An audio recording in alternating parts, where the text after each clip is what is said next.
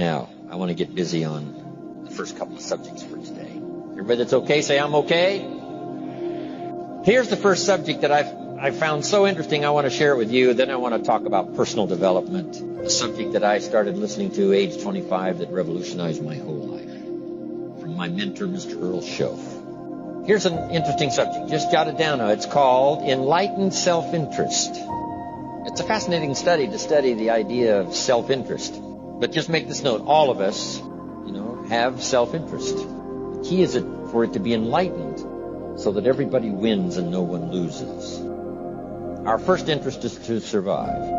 What does it take to survive? Our second interest is to succeed. What does it take to succeed? What does it take for me personally to survive and to succeed? Can I legitimately be interested enough in the things that help me both succeed and survive? And here's what I discovered. The answer is yes. It's possible to exercise self-interest, but to do it in such a way that no one loses, everyone benefits. Key phrase. Life was not designed to give us what we need. Life was designed to give us what we deserve. We do not reap a harvest in the fall because we need it. We reap a harvest in the fall because we deserve it. Not necessarily from a moral standpoint. Of course, there are some moral laws as well, spiritual and moral laws. But just the basic laws that simply say if you wish to reap, you must plant. So jot this down. Reaping is reserved for the planters. And the reason they reap is because they deserve it. They're the planters. They deserve to reap. Interesting Bible phrase that says, if you keep knocking, you'll find open doors. Good phrase to jot down. If you keep knocking, you'll find open doors.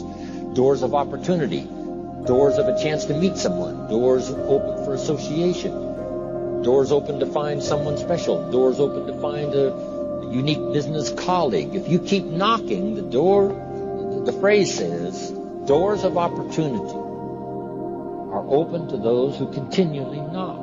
So we don't find open doors of opportunity because we need them. We find them because we deserve them. Only those who knock deserve to find an open door. But the promise is, if you continually knock, you'll find doors of opportunity. It says, if you search, you will find. So make the note. It's good. Finding is reserved for the searchers because they deserve it.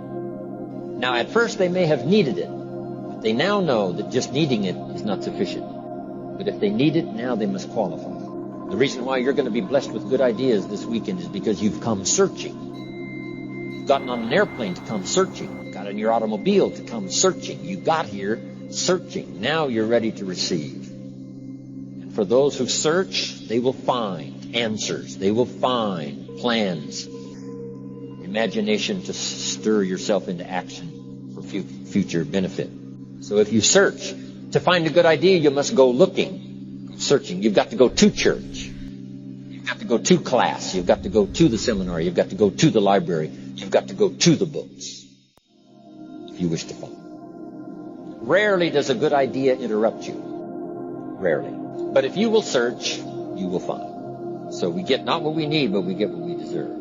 It says if you ask, someone has an answer. If you keep asking, the answers belong to you. Because by virtue of asking, you have qualified. So we don't get what we need, we get what we deserve. The mother on welfare should be taught in some small manner that hopefully she can begin deserving the welfare check. Not getting it because she needs it, but now starting to get it because she deserves it.